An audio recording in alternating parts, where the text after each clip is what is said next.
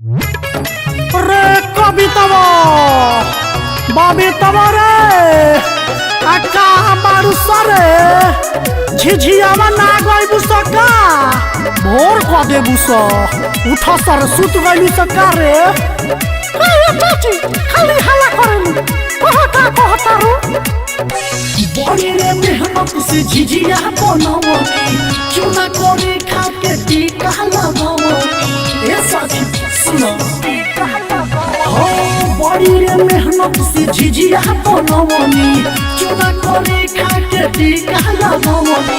सीधा पानी धोरे लाले लोना झोली सीधा पानी धोरे लाले लोना झोली झोली झोली यार झिझिया गावे ये सखी चलो रहे टोली झिझिया गावे ये सखी चलो कुर्मी टोली झिझिया गावे ये सखी चलो कुरी टोली झिझिया गावे ये सखी चलो माझी टोली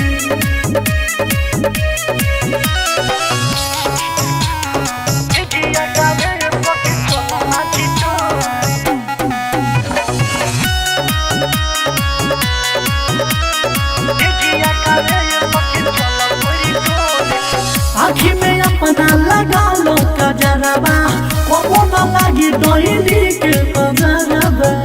बुझलू सुनो आँखी में अपना लगा लो कजरबा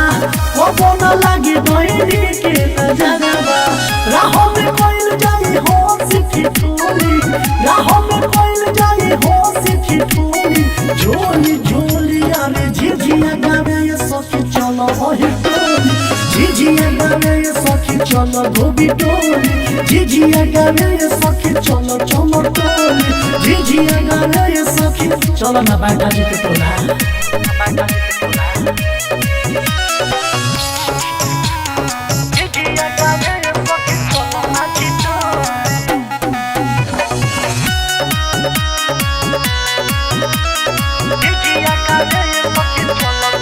पवन पटेल के होता प्रोग्राम हो जल्दी खत्म करो झिझिया के काम हो जल्दी गाना सुना चलो प्रोग्राम देखे पवन पटेल के होता प्रोग्राम हो जल्दी खत्म करो झिझिया के काम हो विनोद तो लालू देर होई तो बोली विनोद तो लालू देर होई तो बोली बोली बोली अरे झिझिया गावे सखी चलो हे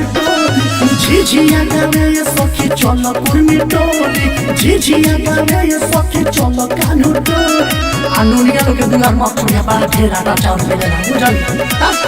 Recording by Tia Studio Ariraj.